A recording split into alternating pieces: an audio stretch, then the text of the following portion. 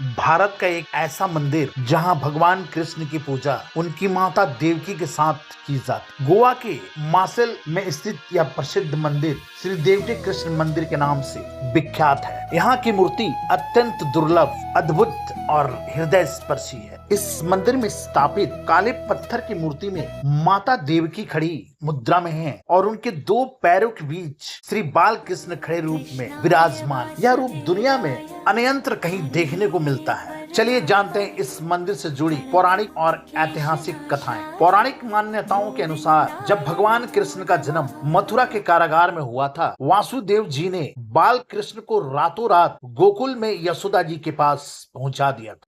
माता देवकी के कृष्ण की बचपन की लीलाएं, उनके बालपन की क्रीड़ाएं और घुटनों के बल चलना उन्होंने कभी नहीं देखा। वे इस सुख से हमेशा वंचित रह गए। जब कंस का वध हुआ और वर्षों के बाद महाभारत का युद्ध समाप्त हुआ, तब तक द्वारकाधीश बन गए थे, यानी द्वारका के राजा बन गए थे। तब माता देवकी की दबी इच्छा, अधूरी इच्छा जाग उठी। उन्होंने कृष्ण से अत्यंत बाल्य भाव से कहा, हे कान्हा, जगत तुम्हें लीलाधर कहता है, पर मैंने तुम्हारी वह बाल लीला कभी नहीं देखी जिसके लिए माता यशोदा धन्य हो गई। क्या तुम मुझे अपने उस नन्हे बाल रूप के दर्शन नहीं कराओगे? माता के इस निश्चल ममता और विरह को देखकर भगवान कृष्ण का हृदय पिघल गया। उन्होंने तुरंत एक नन्हे बालक का रूप धारण कर लिया और दौड़कर माता देवकी के पैरों के पास जाकर खड़े हो गए। माता देवकी ने अत्यंत स्नेह से उन्हें अपने आंचल की छांव में ले लिया। इस क्षण में माँ की ममता और पुत्र का अगाध प्रेम एक साथ जीवंत हो उठा। गोवा में स्थापित यह दुर्लभ प्रतिमा इसी अलौकिक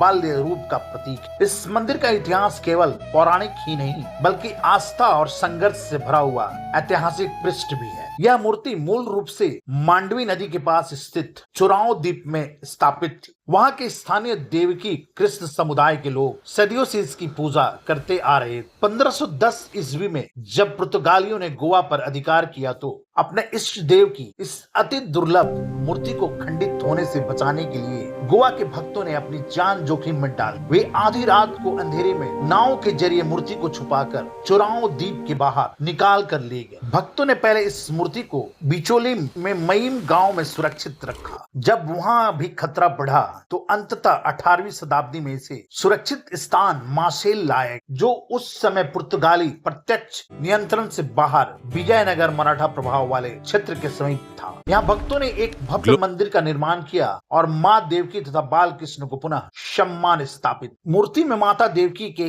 एक हाथ में कसकर पकड़ा हुआ एक छोटा वस्त्र पात्र है और दूसरा हाथ बाल कृष्ण की सुरक्षा में नीचे की ओर है। बाल कृष्ण उनके चरणों के बीच सुरक्षित खड़े। हर साल यहाँ जनवरी फरवरी के महीने में माघ पूर्णिमा के दौरान मल्हार पालकी उत्सव बहुत धूमधाम से मनाया जाता है, जहाँ माँ और बाल कृष्ण की जोड़ी के दर्शन के लिए हजारों श्रद्धालु यहाँ आते। गोवा का यह मंदिर केवल धार्मिक आस्था का केंद्र नहीं है बल्कि माता के वात्सल्य, भक्तों के त्याग की एक अमर कहानी है।